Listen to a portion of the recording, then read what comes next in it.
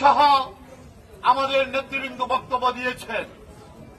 আমি বক্তব্য দীর্ঘায়িত করব না, শুধু আজকে বলতে চাই মিরসরাই মাটি ও মানুষের নেতা জননেতা জনাব নুরুল আমিন চেয়ারম্যান সাহেবের নির্দেশে আজকে মিরসরাই প্রত্যন্ত অঞ্চলে ক্ষতিগ্রস্ত কৃষক বাজের দাবি আদায়ের লক্ষ্যে আজকে আমাদের যে দাবি সেই দাবি হচ্ছে বিএডিসির ইঞ্জিনিয়ার কর্মকর্তা জাহিদের নেতৃত্বে কিছু অসাধু ব্যবসায়ী সহ একটি অবৈধ সিন্ডিকেট অনিয়মতান্ত্রিকভাবে অনিয়মভাবে খাল খনন কার্যক্রমগুলো পরিচালনা করে। এই অসাধু কর্মকর্তা আমরা যতটুকু শুনেছি বিএডিসির কর্মকর্তা জাহিদ সে একজন কন্ট্রাক্টরি ব্যবসার সাথে জড়িত, যে কারণে এই খালগুলা সুচারুভাবে এদের কার্যক্রম পরিচালিত হচ্ছে না, যে কারণে আজকে সারা মিরসরাই থানার প্রত্যন্ত অঞ্চল জলাবদ্ধতা সৃষ্টি হয়েছে।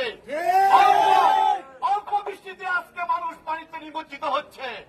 আজকে আমরা স্পষ্ট ভাষায় বলতে চাই, ইতিমধ্যে আমাদের বিশেষ অতিথি জনাব আলমগীর ভাই সহ বক্তারা যেসব খাল নিয়ে বক্তব্য দিয়েছেন, আগামী এক সপ্তাহের মধ্যে যদি এই সকল খালের উপর অবৈধ স্থাপনা উচ্ছেদ করা না হয়, আগামী এক সপ্তাহ পরে বৃহত্তর পরিসরে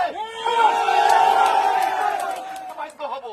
তাই আজকে মাননীয় ইউনূস মহোদয় সহ বিএডিসির কর্মকর্তাদের উদ্দেশ্যে বলতে চাই, অবিলম্বে পানি নিষ্কাশনের ব্যবস্থা করে মিরসরাইবাসীকে পানির বন্ধতা থেকে মুক্তি দিতে হবে, না হলে আমরা পরবর্তী বৃহত্তর কর্মসূচি আমরা ঘোষণা করব। আর বক্তব্য দীর্ঘায়িত না করে আপনাদেরকে আগামী একটি সপ্তাহ ধৈর্য ধারণ করার উদাত্ত আহ্বান জানিয়ে আজকে যে এখানে সমবেত হয়েছেন সকলকে ধন্যবাদ জানাচ্ছি। বিশেষ করে আমি আমার সাংবাদিক ভাইদের প্রতি অনুরোধ করব, আপনাদের লেখনের মাধ্যমে মিরসরাই জলাবদ্ধতার বিভিন্ন সমস্যাগুলো চিহ্নিত হয়েছে, আগামী দিনেও আপনাদের লেখনের মাধ্যমে এই মিরসরাইবাসীর জলাবদ্ধতা নিরসন করবে। আপনাদের অগ্রণী ভূমিকা প্রত্যাশা রেখে আপনাদেরকে ধন্যবাদ জানিয়ে আমি আমার সংক্ষিপ্ত বক্তব্য শেষ করছি। খোদা হাফেজ। বাংলাদেশ জিন্দাবাদ। শহীদ রাষ্ট্রপতি জিয়াউর রহমান অমর হোক। বেগম খালেদা জিয়া জিন্দাবাদ। তারুণ্যের